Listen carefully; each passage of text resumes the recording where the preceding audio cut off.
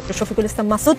ঐতিহাসিক সোহরাওয়ার্দী উদ্যানে বাংলাদেশ জামায়াতে ইসলামীকে সমাবেশের অনুমতি দেয়ায় তীব্র নিন্দা ও প্রতিবাদ জানিয়েছে বাংলাদেশ ছাত্র ইউনিয়ন। তারা বলেছে, সোহরাওয়ার্দী উদ্যান আমাদের মুক্তিযুদ্ধের বিজয়ের স্মারক। 1971 সালের 16 ডিসেম্বর এখানেই পাকিস্তানি হানাদার বাহিনী ও তাদের এ দেশীয় দোসর জামায়াতে ইসলামী, ইসলামী ছাত্র সংঘ, রাজাকার, নেজামি ইসলাম, আল বদর, আল শামস বাহিনী আত্মসমর্পণ করেছিল।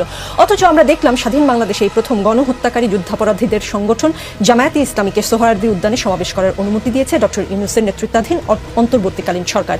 আমরা এই সিদ্ধান্তের নিন্দা ও প্রতিবাদ জানাই। ছাত্র ইউনিয়নের এই প্রতিবাদ জামায়াতে ইসলামী কেমন করে দেখছে? প্রথম কথা হচ্ছে, আমাদের জুলাই আগস্ট মাসের এখন চলছে, জুলাইটা শেষের দিকে, আগস্ট কাছাকাছি। যে 5ই আগস্ট বাংলাদেশে আমাদের ফ্যাসিবাদ মুক্ত হয়েছে এবং যে ফ্যাসিবাদের সবচেয়ে বড় ট্যাগ ছিল রাজাকার এবং মুক্তিযুদ্ধ দুটোকে মুখোমুখি দাঁড় করিয়ে বাংলাদেশকে পিছিয়ে রাখা। যে আমরা আর হানাহানির রাজনীতি, বিভেদের রাজনীতি নয়, আমাদের এখন ঐক্যবদ্ধভাবে এই দেশটাকে গড়ে নিতে হবে। আমার কথা হচ্ছে, এই দুটো শব্দ ব্যবহার করেছেন যে আমরা একটা লড়াইয়ের মাধ্যমে ফ্যাসিবাদ দূর করেছি, আর একটা লড়াইয়ের মাধ্যমে আমাদের দুর্নীতির লড়াই করে দুর্নীতিকে আমাদের দূর করতে হবে।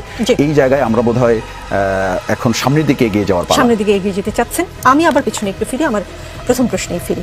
আপনি উত্তরে বলেছেন আগের সরকার রাজাকার ও মুক্তিযুদ্ধকে মুখোমুখি দাঁড় করিয়েছে। রাজাকার আর মুক্তিযুদ্ধ তো মুখোমুখি নয় এমন সংজ্ঞা কি কোথাও খুঁজে পাওয়া যাবে? নাম্বার 1। নাম্বার 2, যুদ্ধাপরাধী জামায়াতে ইসলামীকে সোহরাওয়ার্দী উদ্যানে সমাবেশ করার অনুমতি দানের মাধ্যমে মুক্তিযুদ্ধের ইতিহাসকে কলঙ্কিত করেছে অন্তর্বর্তীকালীন সরকার। ছাত্র ইউনিয়ন এটা বলেছে।